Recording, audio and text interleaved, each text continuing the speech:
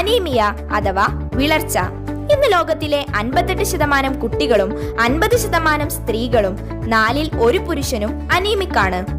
Normal haemoglobin ലെവലിൽ നിന്നും താഴുമ്പോഴാണ് ഒരാൾ അനീമിക് ആവുന്നത്. അപ്പോഴാണ് ക്ഷീണം, മുടികൊഴിച്ചിൽ, തലകറക്കം എന്നിവ ഉണ്ടാവുന്നതും. ഇതിന്റെ പ്രധാന കാരണം അയൺ ഡെഫിഷ്യൻസി ആണ്.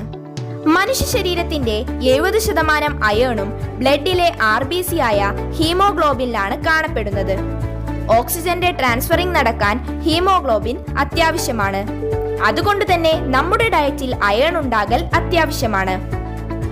പ്രത്യേകിച്ചും സ്ത്രീകളുടെ കാര്യം പറയുവാണെങ്കിൽ പ്രഗ്നൻസി, ലാക്ടേഷൻ, മെനോപൗസ് എന്നിവ ശാരീരികവും മാനസികവുമായ പിരിമുറുക്കത്തിന് കാരണമാകുന്നു.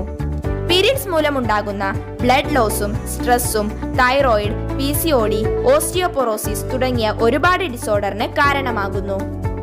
ഏതെങ്കിലും തരത്തിലുള്ള സർജറി കഴിഞ്ഞ ആളുകൾക്കും കിഡ്നി ഫെയിലിയർ ആയ ആളുകൾക്കും അയൺ ഡെഫിഷ്യൻസി ഉണ്ടാകാം. അതുപോലെ അയേണിനെ ആഗിരണം ചെയ്യാൻ കഴിയാത്ത ശരീരാവസ്ഥ ഉള്ള ആളുകളും ഉണ്ടാവാം.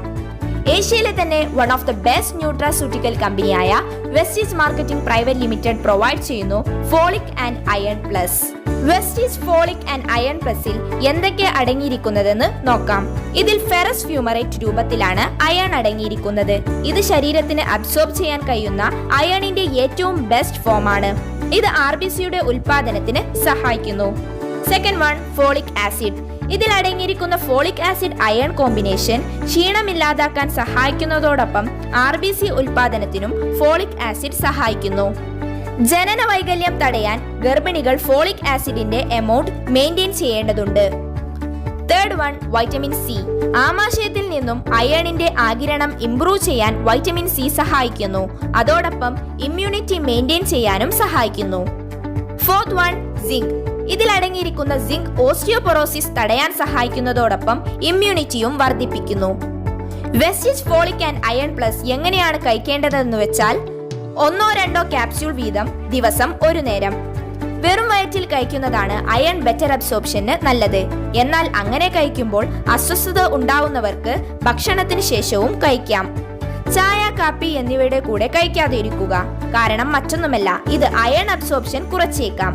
അതുപോലെ കാൽഷ്യം സപ്ലിമെന്റ് കഴിക്കുന്നതിന്റെ 3 മണിക്കൂറെങ്കിലും വ്യത്യാസത്തിൽ കഴിക്കുക. ഇതും അയണിന്റെ ബെറ്റർ അബ്സോർപ്ഷന് സഹായിക്കുന്നു. Prevention is better than cure. രോഗം വന്ന് ചികിത്സിക്കുന്നതിനേക്കാൾ ബെറ്റർ രോഗം വരാതെ സൂക്ഷിക്കലാണ്. Vestige folic and iron plus നിങ്ങളുടെ ഡയറ്റിന്റെ ഭാഗമാക്കൂ. Be healthy. Wish you wealth and thank U.